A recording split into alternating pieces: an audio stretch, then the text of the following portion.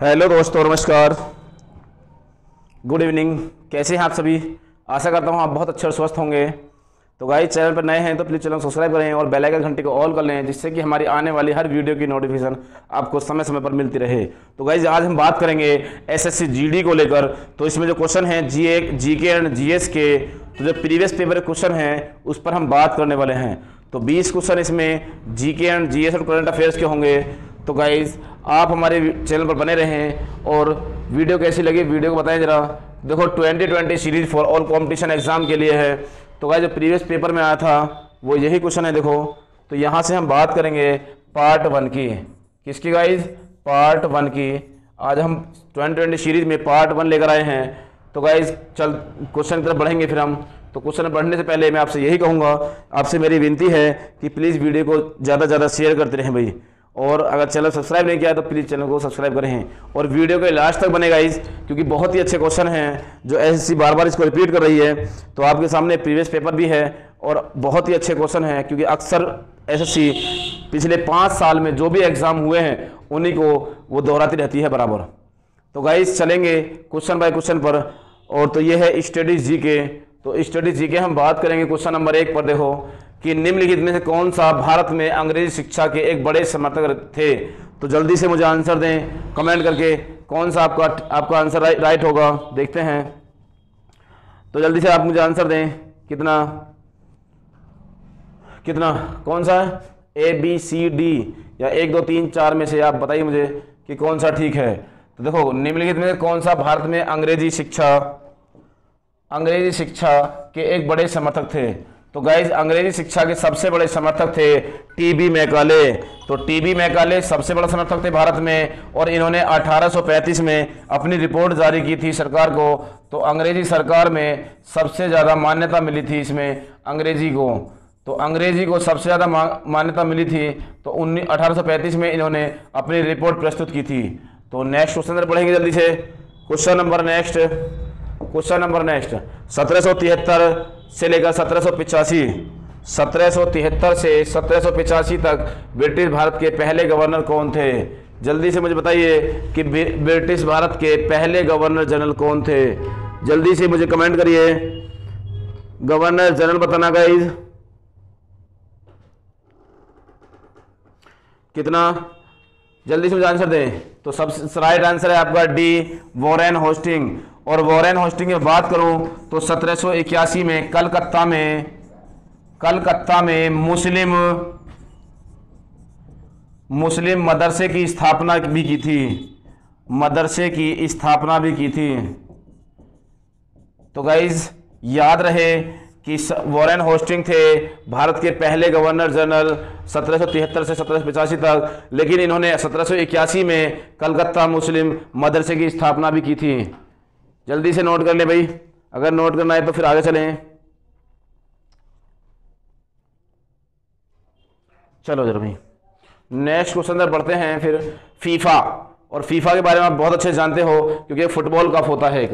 FIFA विश्व cup 2026 कहाँ आयोजित होने वाला है?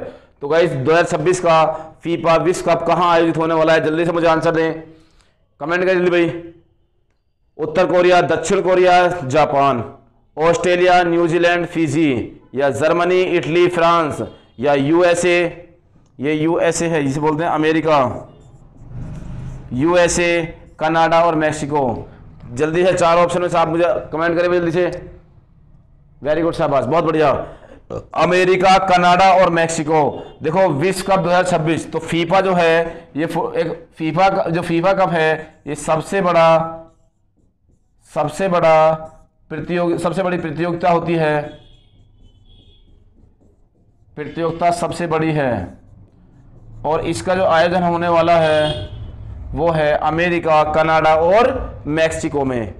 अमेरिका, कनाडा और मैक्सिको में। और ये फुटबॉल की सबसे बड़ी प्रतियोगिता होती है। किसी गाइज? फुटबॉल की। तो ध्यान रहे, फीफा विश्व कप जो है वो फुटबॉल का है। किसका है? फुटबॉल का। चले नेक्स्ट क्वेश्चन पढ़े। नेक्स्ट क्वेश्चन है, पशु कोशिकाओं में निम्नलिखित में से कौन सा कोशिका का कचरा निपटान है? तो कोशिका का कचरा निपटान है। जल्दी से मुझे आंसर दें। रिक्तियाएं, पुटिकाएं, लाइसोसोम, या अंतर्द्रव्य जालिका। जल्दी से कमेंट करिए भाई, कितना है, जल्दी से कमेंट करें। वेरी गुड शाबाश। लाइसोसोम, वेरी गुड, बहुत अच्छा, बहुत बढ़िया, वेरी गुड। लाइसोसोम, और इसका काम होता है भोजन पचाने का भी, जिसे हम बोलते हैं ये एक थैलीनुमा होता है, एक थैलीनुमा होता है वैसे, तो आंसर इसका लाइसोसोम है।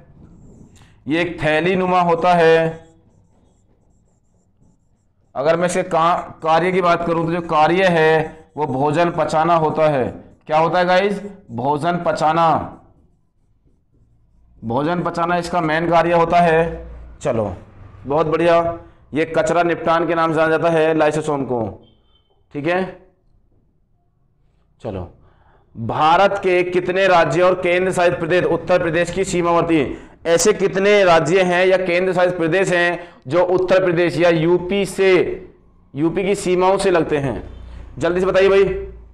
10 5 9 7, जल्दी से बताइए।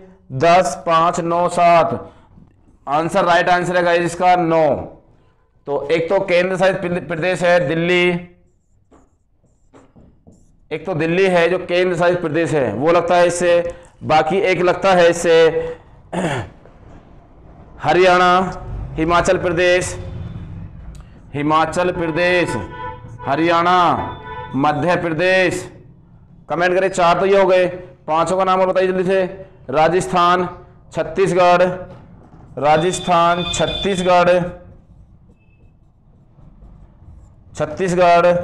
बिहार, 1 2 3 4 5 6 7 हो गए। 2 कौन कौन से रह गए भाई? उत्तराखंड और राजस्थान। कौन कौन से? उत्तराखंड और राजस्थान। तो उत्तराखंड और राजस्थान, तो 9 राज्य हैं और 8 राज्य और एक केंद्र शासित प्रदेश है, 9 हो गए। चलो अगले क्वेश्चन तरफ पढ़ते हैं। किसी वस्तु की से और तक, टू एंड फ्रो या पीछे और आगे, बैक एंड फोर्थ, गति को किस रूप में जाना जाता है? तो गाइज ये गति के रूप में जाता है कंपन को, आगे से पीछे, पीछे से आगे, दाएं से बाएं। तो ये फिजिक्स की क्लास में कराया भी है, यूट्यूब पर वीडियो है। तो इसमें राइट आंसर है आपका क्या? कंपन। क्लियर सभी का? चलो नेक्स्ट क्वेश्चन में बढ़ते हैं फिर हम। Question number 7।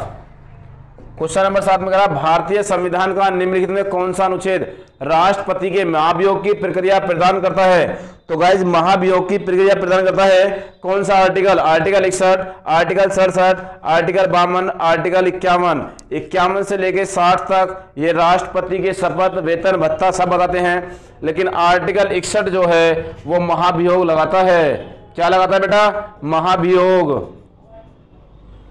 और भारत के संविधान के तहत भारत का राष्ट्रपति जितनी बार चाहे उतनी बार राष्ट्रपति बन सकता है, जितनी बार चाहे, इसमें कोई लिमिट नहीं होती। वो जितना चुनाव लड़ना चाहे उतना चुनाव लड़ सकता है, ठीक है गाइस।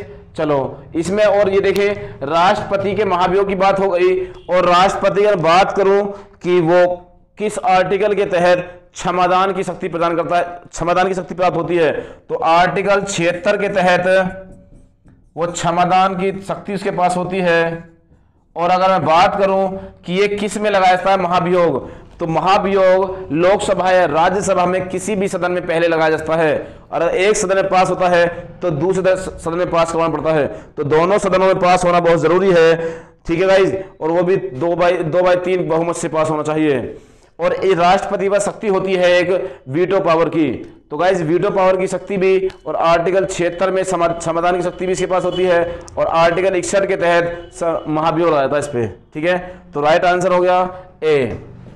चलो नेक्स्ट क्वेश्चन नंबर 8। निम्नलिखित में कौन सा भारत और चीन के बीच एक पहाड़ी दर्रा है? तो गाइज पहाड़ी दर्रा है, इसका राइट आंसर हो गया काराकोरम दर्रा। कौन सा? काराकोरम दर्रा। और यहीं से भारत और चीन के बीच में सड़क बनाई जा रही है अब, ठीक है। भारत और चीन के लिए सड़क बनाई गई है यहां से। तो आंसर हो गया काराकोरम दर्रा, और भारत का सबसे ऊंचा दर्रा है यहाँ, ठीक है। भारत का सबसे ऊंचा दर्रा, तो ये कहते हैं सबसे ऊंचा दर्रा कौन सा है? सबसे ऊंचा दर्रा है काराकोरम दर्रा, सबसे ऊंचा दर्रा है भारत का। और चीन और भारत की जो 20 सड़क जो गुजरी है वो काराकोरम दर्रा से होकर गुजरी है। ठीक है, question number 9, question number 9, WPI का पूरा नाम क्या है? तो WPI का पूरा नाम है wholesale price index. Wholesale price index, जो थोक विक्रेता होते हैं ये, इसको हम कहते हैं कि थोक मूल्य सूचकांक। क्या होता है गाइस? थोक मूल्य सूचकांक। थोक मूल्य सूचकांक, हिंदी में लिख रहे इसको थोक मूल्य सूचकांक या होलसेल प्राइस इंडेक्स। क्या होता है गाइस? और किसी वस्तु के सामूहिक मूल्य का प्रतिनिधित्व करता है। किसी वस्तु के सामूहिक मूल्य का प्रतिनिधित्व करता है ये। चलो नेक्स्ट क्वेश्चन, क्वेश्चन नंबर 10, 1857 की क्रांति के दौरान बिहार में विद्रोह का नेतृत्व किसने किया? तो गाइस ये नाना साहेब है, लेकिन यहाँ आपका राइट आंसर जो होगा वो कुंवर सिंह है। बिहार से कुंवर सिंह ने किया था। बिहार से किसने किया गाइस? कुंवर सिंह ने। लखनऊ से बेगम हजरत महल थी। लखनऊ से कौन थी? बेगम हजरत महल। चलो अगला क्वेश्चन नोट कर ले सभी ने। क्वेश्चन नंबर 11, एलिफेंटा की गुफाएं मुख्य रूप से निम्नलिखित में से किस देवता को समर्पित करती हैं? तो गाइज ये सबसे अच्छा क्वेश्चन है, देखिए जरा। तो ये भगवान शिव को लेकर, किसको? भगवान शिव को लेकर, भगवान शिव को लेकर है। तो राइट आंसर हो गया भगवान शिव। तो राइट आंसर क्या है बेटा? भगवान शिव को लेकर। फिर एलिफेंटा की गुफाएं मुख्य रूप से किस देवता को समर्पित करती हैं? तो भगवान शिव को करती हैं। क्वेश्चन नंबर नेक्स्ट की तरफ बढ़ते हैं जल्दी से बेटा। और इसका जो निर्माण किया था वो भगवान राष्ट्रकूटों के शासनकाल में हुआ था, एकाश्म पत्थरों को काटकर। तो गाइज एकाश्म पत्थरों को काटकर किया गया था। एकाश्म पत्थरों को काटकर किया गया था। पत्थरों को काटकर किया गया था। और राष्ट्रकूटों के शासनकाल में, राष्ट्रकूटों के शासनकाल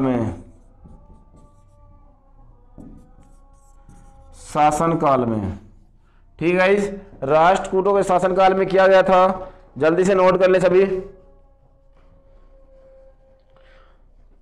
तो वेरी गुड शाबाश।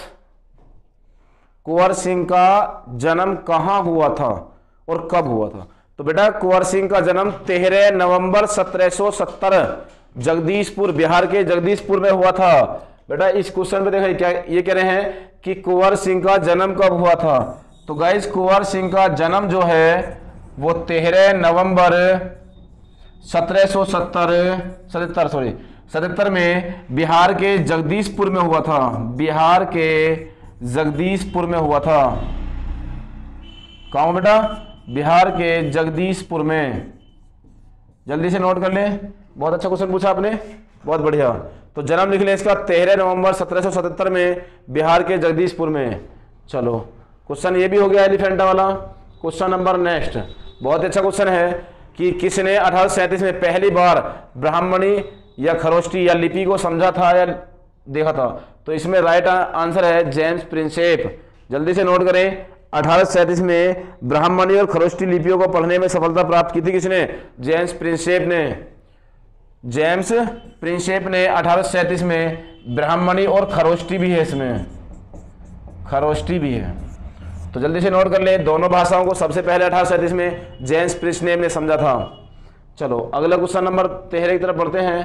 क्वेश्चन नंबर 13, किसी स्क्रीन पर बनी छवि को छवि कहा जाता है, जबकि एक समतल दर्पण द्वारा बनाई गई छवि को एक छवि कहा जाता है।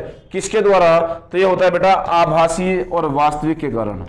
आभासी और वास्तविक कारण किस कंडीशन से होता है? जैसे कोई आप दर्पण लगाते हैं तो दर्पण पे जिस कंडीशन पे जो नंबर होता है वही सीधा और आभासी बनता है। यहां से सीधा और आभासी।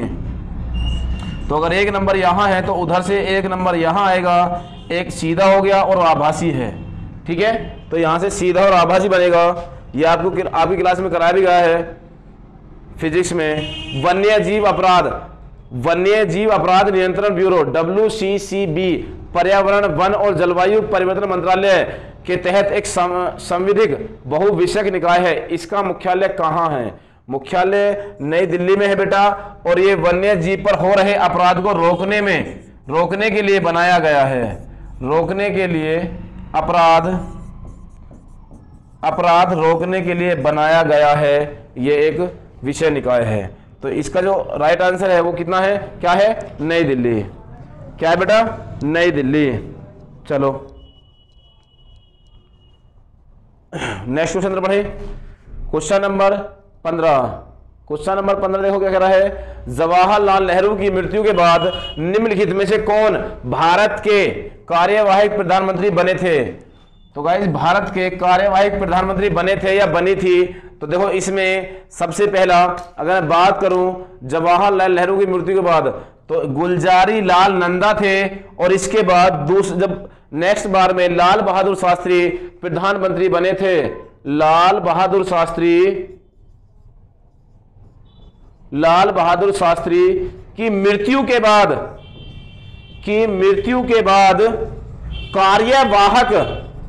कार्यवाहक प्रधानमंत्री जो PM बने थे वो भी गुलजारी लाल नंदा बने थे। गुलजारी लाल नंदा।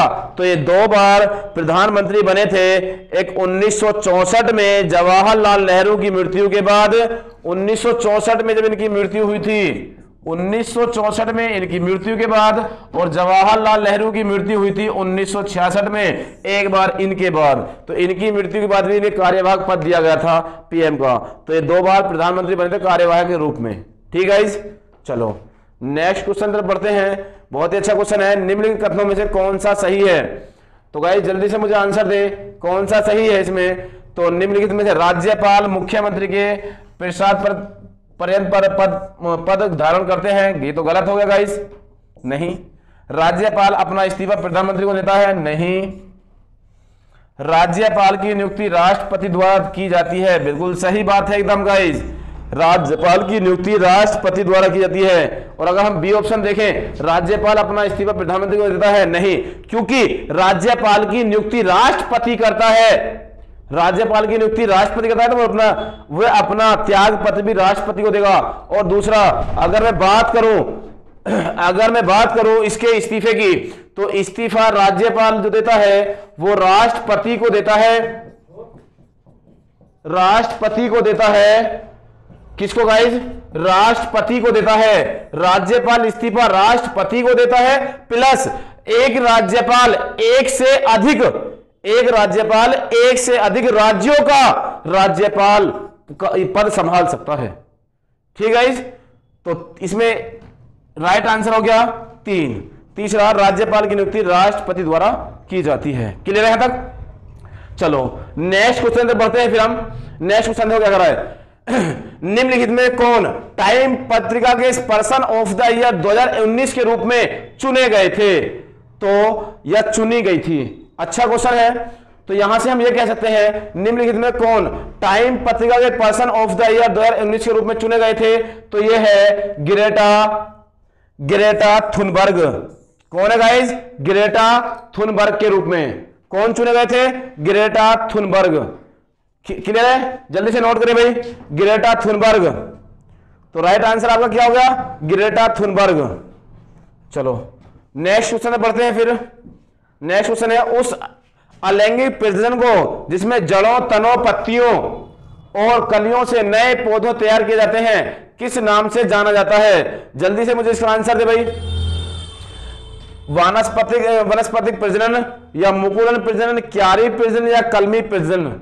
जल्दी से, देसी, बिल्कुल एकदम देसी क्वेश्चन है एकदम, और SSC ने पूछा हुआ है क्वेश्चन। ये कौन सा बेटा? वेरी गुड, शाबाश, वेरी गुड। वनस्पतिक प्रजनन, बहुत अच्छा राइट आंसर है आपका, वेरी गुड, वनस्पतिक प्रजनन। चलो नेक्स्ट क्वेश्चन बढ़ते हैं। क्वेश्चन नंबर 19, माधुरी लोक नृत्य निम्नलिखित में किस राज्य में किया जाता है?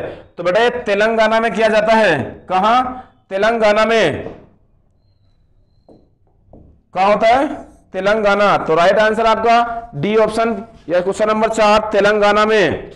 किसे बेटा? तेलंगाना में। और ये तेलंगाना के किस में होता है? तेलंगाना के आदिलाबाद में। किस में? आदिलाबाद जिला है एक, आदिलाबाद एक जिला है वहां। इसमें पुरुष और महिला दोनों भाग लेते हैं बेटा, पुरुष और महिला दोनों भाग लेते हैं आदिलाबाद में। आदिलाबाद जिला है तेलंगाना में वहां। तो जो श्रावण के वर्षा के दौरान किया जाता है, ठीक है गाइस, वहां का ये लोक नृत्य हो गया। नेक्स्ट क्वेश्चन बढ़ते हैं फिर। नेक्स्ट क्वेश्चन, विद्युत सेल के प्रतीक में मोटी छोटी रेखा में निम्न में से किसका निरूपण करती है? तो गाइस किसका निरूपण करती है? ऋणात्मक